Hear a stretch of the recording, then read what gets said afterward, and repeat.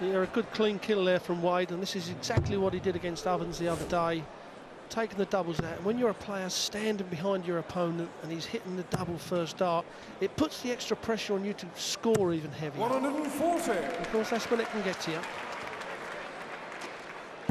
Flying start from the young man from Aldershot. 95. Stoke City isn't really Sid Waddell's kind of place. He was a rugby man at school. Right little terror in the scrum. 100. Well, Wade has broken Painter's throw straight away. And Kevin, he had a tough game against Barry Bates, because Barry Bates the last 6 months has been 60. extremely good player, like so many other Welshmen.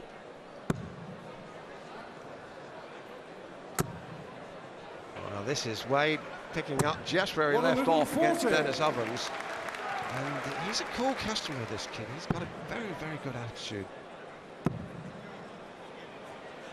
Yeah, I don't think the heat's going to affect these two players, and especially Wade. Being a young man, you know, he's fairly fit.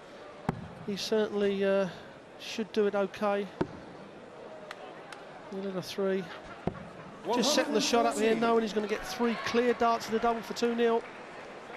Well, again, you say how darts has come on. Once upon a time they had a pint, now they have an ice lolly. 140. The fine darts from Painter, but it may well be too late. Double 4 if his finishing is as normal. He'll kill this one. Well, no, again, commentator's curse. Oh, save my blushes.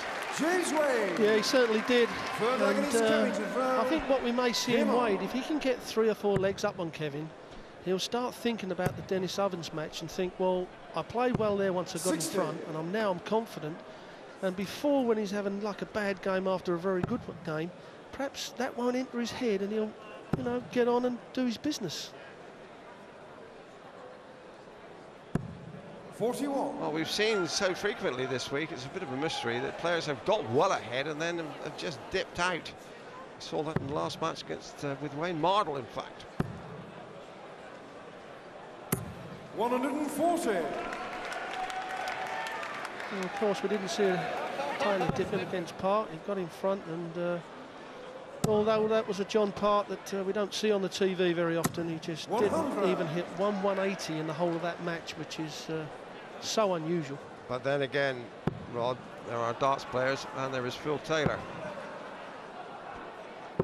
Yes, 96. I have to agree there. 20 years I've known the guy, and he's never been any different in them years. Painter looking to open his account here. It's an indifferent leg from James Wade.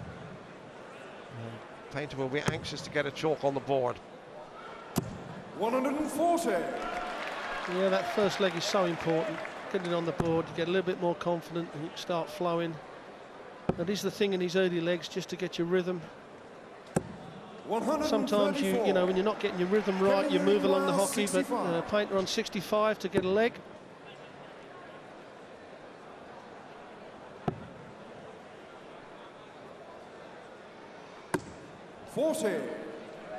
Well, he went for the ball there to finish it. He didn't have to, with Wade back on 183. So now Painter will have to do some tidying up, and he comes back to the hockey. Well, it certainly may have been a different story if Wade would have hit a big shot to pressure it, but he knows he's got to clear 2 darts to the double for 2-1. Needs to move along the hockey just to slide the one inside that. He does it very well to get a leg back. Kevin Painter, ladies and gentlemen, with 2 excellent dart players on the stage, we're going to see a great game which has just started. Please show your appreciation by giving the lads the best of order while they're actually throwing. Thank you. 4th game, it's James to throw. Came on.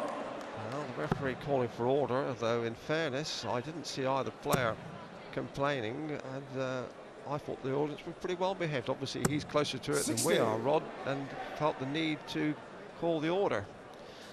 Yeah, I have to say, Dave, I agree with you. I can't see, I mean, the crowd looked really good, really enthusiastic in the game, and not doing anything untoward when the players are throwing. So, but like you say, we are quite a way away, and we can't hear everything. 60. Well, that's Painter's father there with his lady Janine there, right of your picture. Painter coming back strongly now. 140. Yeah, Kevin's the sort of player that he has to get a bit emotional, get a bit of adrenaline running. And once he starts firing, he can. Very heavy scorer, always has been. Good practice 57. partner of mine for a good few years. Changed his darts about 12 years ago from a dart like Peter Manley's to this more pencil shape. It's because you can get more darts in the treble 20 than you can with a bulbous dart. Well, Wade also knows where treble 20 is. 2 in. Room for a third one. 140.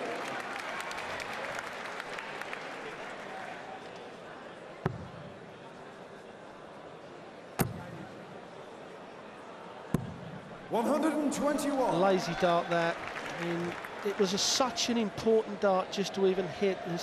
There's Freddie and the boys. I don't know where Barney is. I think he's perhaps back in Holland now. Didn't qualify.